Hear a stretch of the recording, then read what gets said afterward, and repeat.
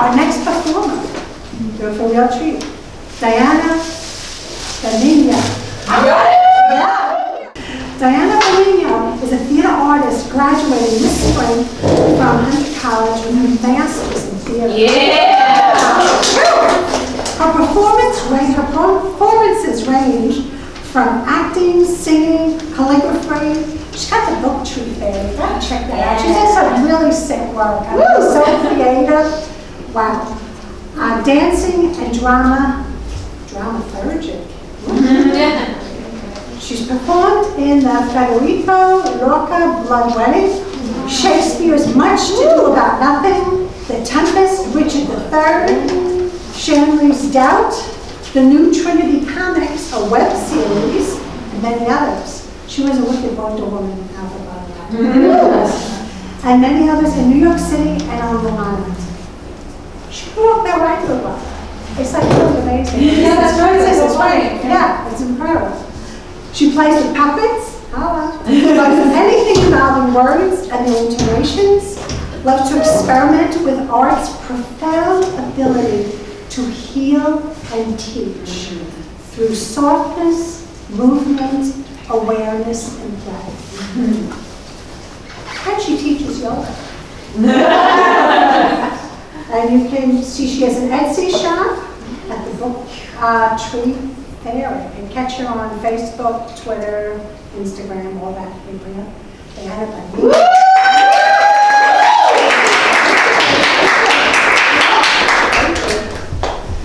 I would like to thank all the female artists here tonight for opening for me.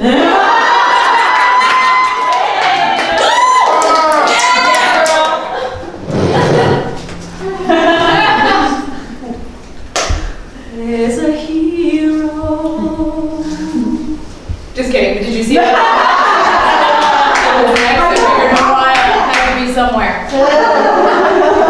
So, I would like to give you guys a little history lesson today on the female voices that have brought us all to this moment. Besides the female performers that we've seen tonight, I want to take you all back 4,000 years to southern Iraq.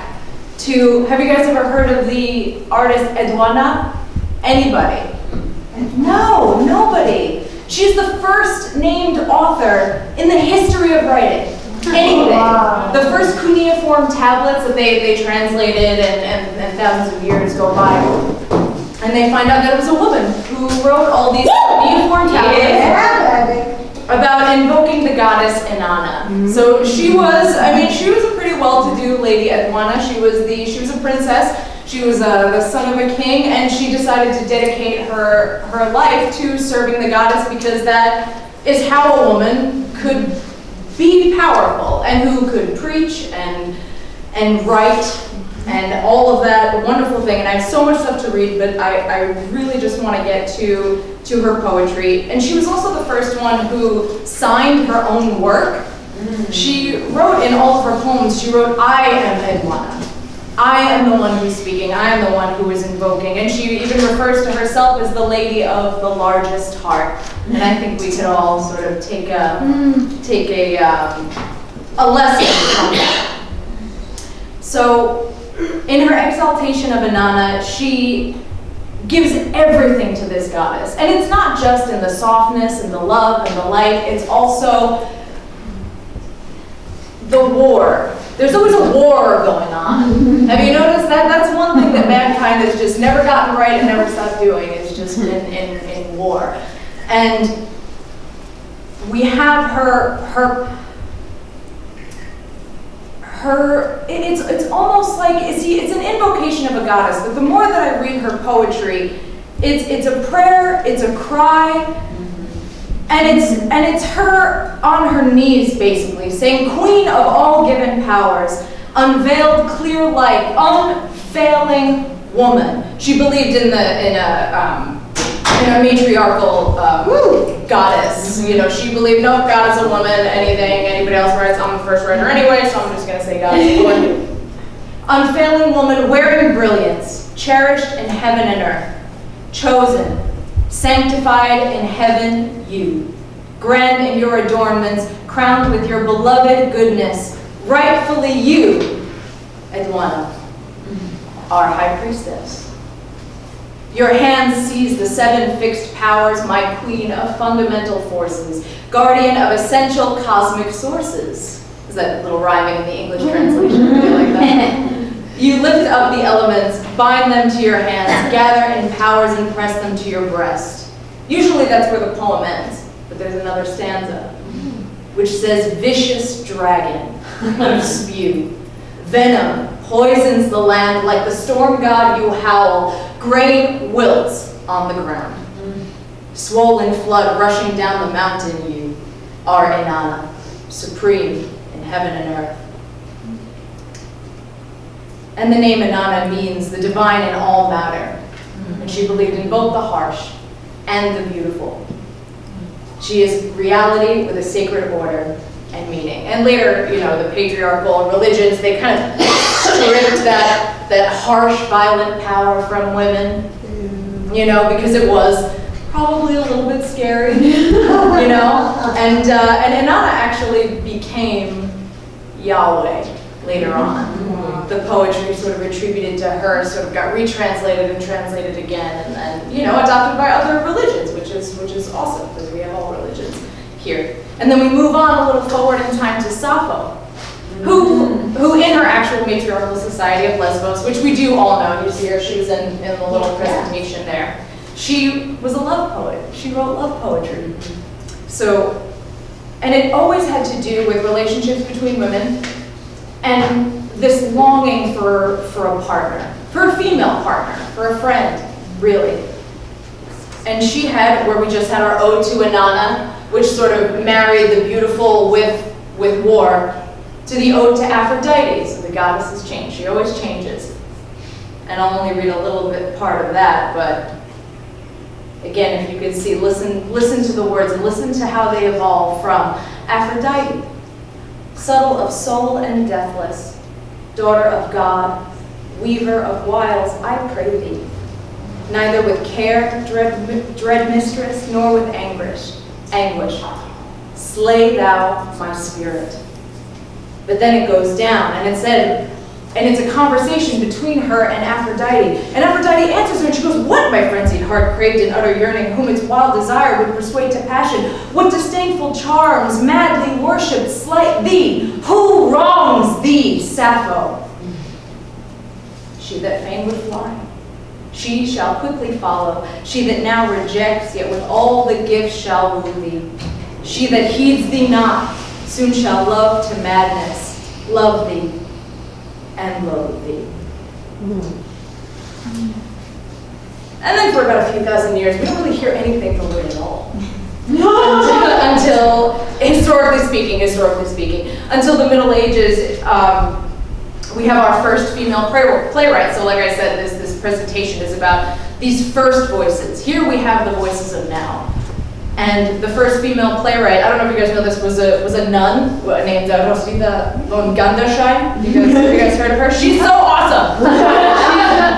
You look it up and it always say nobody knows if the plays were performed, but they clearly were. Like Reverend Mother clearly told her to write all these things because all of her heroes are virgins. They're all nuns, and they're all about. All of these plays are about. I feel like I shouldn't laugh at this, but in the Middle Ages it's kind of funny. They're all women running away from rape. That's all it is. That's all it is. They're all up on a mountain. All these men try to rape them. But they're protected by the light of God, by the light of themselves, by the light of their unwavering faith, which I think is actually really, really beautiful. And it doesn't make men the enemy either, or God, or anything else. I think it's about, which is again very rare in the Middle Ages, and by a nun. I mean, she didn't see really the light of day, nor did the plays really. Everything in the Middle Ages was kind of a pageant and a Christ story. Fun times. I'm not saying it wasn't, but. So we go from this invocation to the goddess to now this silent faith, this silent prayer that's very quiet during the Middle Ages. And then I was going to read more stuff about the first novel that was ever written ever. It was also written by a woman. It was written by a Japanese woman whose name I'm not going to waste time pronouncing. I don't think. We'll call her MS. If you win my little raffle, there's a poem by her in there that I wrote in calligraphy for you.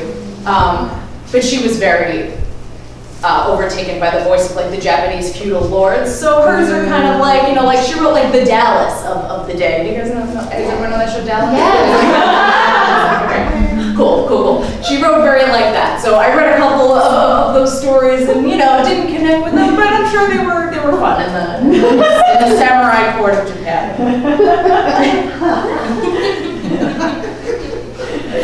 We have Afro Baron in the 17th century. It was the first woman to write mystery novels, first woman to write crime novels, and she was published everywhere. She wrote a lot of plays, had everything performed. This in the 1600s in Europe. And then we got to jump 200 years in the future because I can't talk as fast as I can perform, and I don't even know if that makes sense. To this 20th century notion of identity. And we've seen it even here today. There's this cry of who am I and what am I doing and what is my art? And I have the same thing, which is why I can't get up here right now and even attempt to give you original poetry or anything. And that used to stifle me a little bit, but then, you know, they say, you know, talk about what you know. And as Joan said, I'm graduating, so I've been studying, so this is what I know. And this is what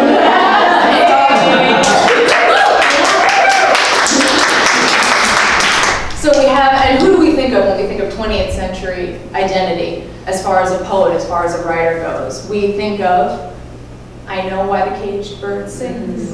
We think of Maya Angelou. I don't have that. I have her others that I would like to read to you because you all know that. You all could listen to that on your way home.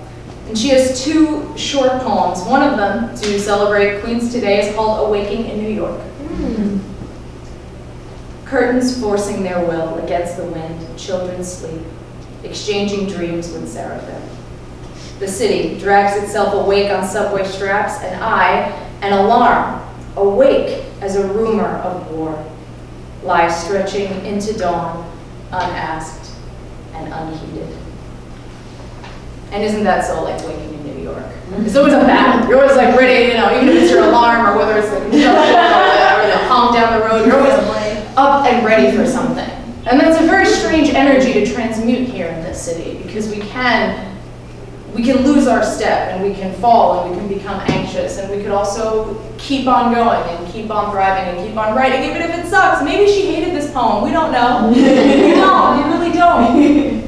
But I would like to close with something that she wrote, which is, she was also the first woman to give an inaugural address. Did you guys know that? For Bill Clinton. Did you guys know that? That was a cool little fact. First woman, I think, to win the Pulitzer Prize in literature? First African American woman, but still. Anyway, I digress. And these words too, I'm going to read this on the slower side because it's about legacy, and that's all I think what we're trying to create here as artists and as speakers and dancers and actors and artists who don't even know what they are yet. But there's one thing that Maya did know, and that she did connect with, and it was this feeling of legacy, of identity, which she constantly explored and taught upstate as a professor, what she wrote down as a Pulitzer Prize-winning writer. She wrote, "When great trees fall, rocks on distant hills shudder. Lions hunker down in tall grasses, and even elephants lumber after safety. When great trees fall in forests, small things recoil into silence, their senses eroded beyond fear. When great souls die, the air around us becomes light, rare, sterile. We breathe briefly. Our eyes briefly see with a hurtful clarity." And that reminds me of Lucy. That reminds me what Lucy just said about that when we say hurtful clarity, that hurt that just is clear but has nowhere to go. Until now. Our memory, suddenly sharpened, examines, gnaws on kind words unsaid, promised walks never taken, great souls die, and our reality, bound to them, takes leave of us. Our souls, dependent upon their nurture, now shrink, wisen. Our minds, formed and informed by their radiance, fall away. We are not so much maddened as reduced to the utterable ignorance of dark, cold caves. And when great souls die, after a period peace blooms, slowly and always irregularly. Spaces fill with a kind of soothing electric vibration, our senses restored, never to be the same, whispered to us. They existed. They existed. We can be and be better, for they existed.